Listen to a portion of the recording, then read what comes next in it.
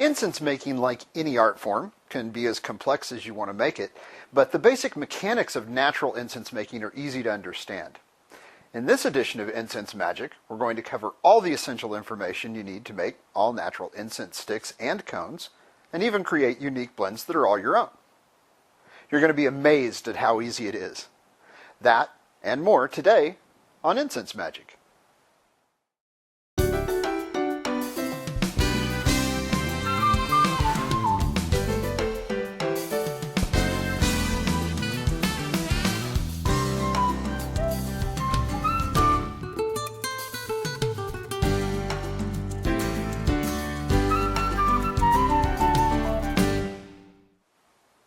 In this video, we're going to breeze through the entire incense making process so you can see how all of the different pieces fit together. Now, in other videos, you'll find a more detailed review of each of these elements, but I know that new incense makers are often eager to jump right in, so this video is going to help you do just that. Think of this as a quick start guide to incense making. And keep in mind, we're going to be making self-combusting incense like sticks and cones, and that requires a bit more planning and work than incense that's burned on charcoal. But trust me, it's definitely worth it. Now, there's a simple technique for creating incense that I've been teaching people for more years than I care to admit. Now, this approach can break down when you become a more experienced incense maker, but the model will always serve you well when you're working on new incense blends. Now, this model says that incense is made up of 4 components. The first component is the base material. It's a crucial part of any incense blend, and it's the primary tool for improving how well your incense burns. The base material in incense primarily serves as a replacement for the charcoal or other external heat sources. So, not surprisingly, base material often makes up more than half of many incense blends. The base material serves several purposes, but acting as the heat source for the blend is a critical one. The base material also acts as a regulator for the incense burn. It can create a much smoother and more even burn. Your choice of base materials can make your incense burn faster, burn slower, and the base can also serve as a way to adjust the intensity of the other ingredients. The base material in most natural incense is wood powder. Sandalwood is a very popular base material for incense makers around the world. Other materials like clove and some resins are also included in the base material category. The second component is the aromatic. Now, this is what most people consider to be the true scent of incense. Here in the West, we tend to name our incense for its aromatic components. For example, if sage is the main aromatic component in a blend, we would tend to call the blend sage. Kind of boring. The aromatic is the scent, though, that we're truly trying to reach. Most base materials have a scent, so you have to account for that as well, but the aromatic is the focus of your blend. The base material is a tool to help achieve the smooth and even burning of the aromatic components. Now, the third component is one that's not found in loose incense or other forms of incense that use an outside heat source. We call it the binder. Now, it used to be the most difficult component of incense to find, but thanks to the growth in gluten-free baking, we can now find gum binders in most grocery stores. The binder is the magical ingredient that allows us to shape incense into whatever form we want. Think of it as the glue that holds all of the other ingredients together. Now, there are 2 basic types of binders. There are gum binders and there are wood binders. Gum binders are very strong, so you only need to use a tiny bit to make a batch of incense. They're generally scentless and easy to handle, but if you use too much, you'll end up with incense that just won't burn. Wood binders aren't as strong, so you need to use more, but it's rare to overbind incense when using a wood binder, so a little bit safer. Some wood binders will also function as a base material, so you get double duty from a single ingredient. The fourth component of incense is a bit counterintuitive. It's water. We wouldn't be able to roll incense without it, even though we spend a lot of time getting that water back out of the finished incense later. You don't have to limit yourself to only using water. You can use any liquid that is mostly water. That means that tea, coffee, wine, or any other liquid that's primarily made of water can be used to make your incense.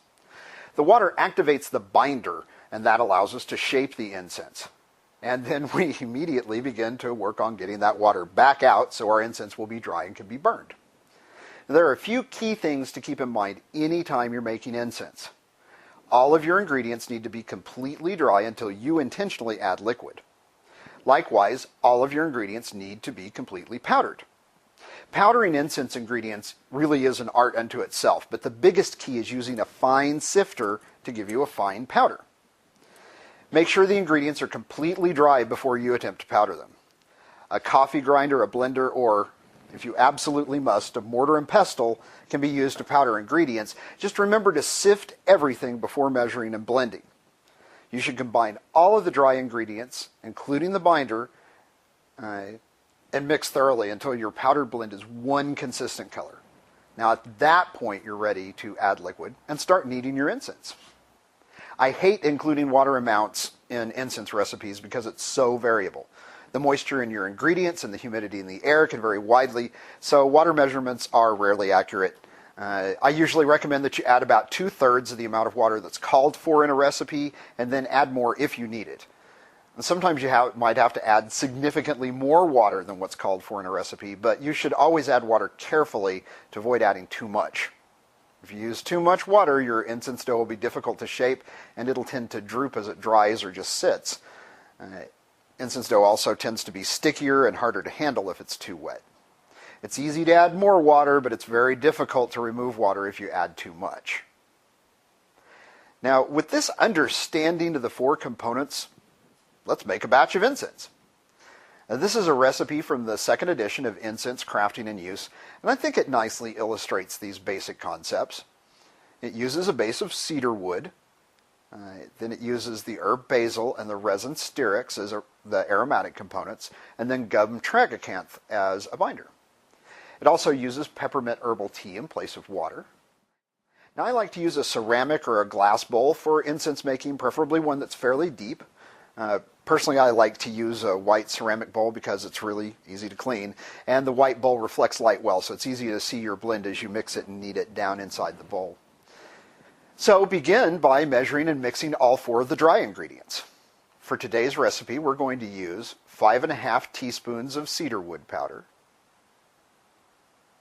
a ½ teaspoon of powdered basil, a 1/4 teaspoon of powdered styrax, and only 1/8 of a teaspoon of gum tragacanth to bind everything together. So stir the dry ingredients well until the mixture is a consistent color throughout. Now it's time to add the water, or in this case, peppermint tea. That'll activate the binder so we can start kneading our incense mixture.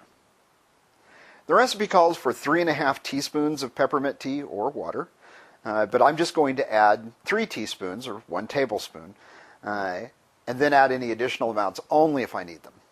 I like to start mixing with a craft stick or wooden spoon. When you initially add the liquid, it doesn't want to mix with the dry ingredients. Keep stirring and that surface tension will break and the wet and dry components will start working together.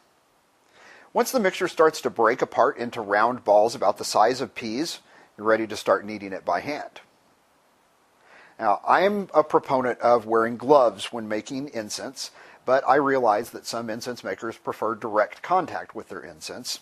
The choice is yours, but I hope you'll at least wear gloves if you choose to include essential oils in your incense. When you look at incense at this stage, it can be really deceiving. It may look drier than it actually is, so the only way to really know if you should add more water is to start kneading by hand. Now, as you mix the incense with your hands, press down on the mixture. That'll help to disperse the water throughout the blend. You should add additional water only after thoroughly mixing by hand. One thing that you notice right away is that the wet parts of the mix are darker than the drier parts. That's important to know later when you dry your incense. The ultimate goal is to be able to gather all of the incense dough into a single piece that you can then roll into a ball. If you don't add enough liquid, the dough will crack or break apart. And of course, if you add too much, it'll be sticky and you won't be able to keep it in that ball shape. So this is a case where practice is really helpful. After you've made just a couple of batches of incense, you'll become familiar with the desired consistency, and you'll be able to add water by eye more than by measurement. If you wanted to add any essential oils to your incense, this would be the best time to do it. Always respect your essential oils.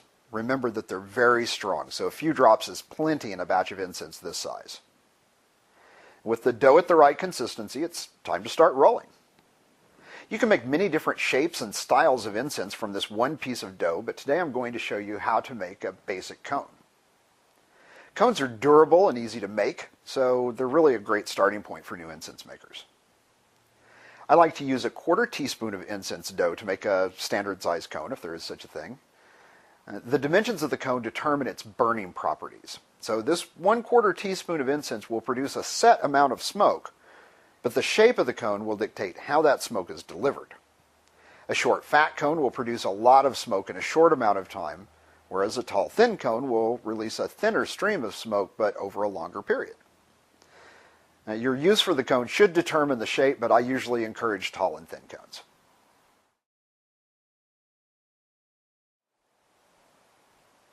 You can see that the essential elements of natural incense making are pretty easy to understand, although you might spend a lifetime perfecting your technique. Other incense Magick videos explore each one of the elements of incense making in more depth, but you're now armed with all the knowledge you need to make your own natural incense from scratch. Natural incense is fun and rewarding to make, and you've seen it's not difficult. So I hope you'll give it a try.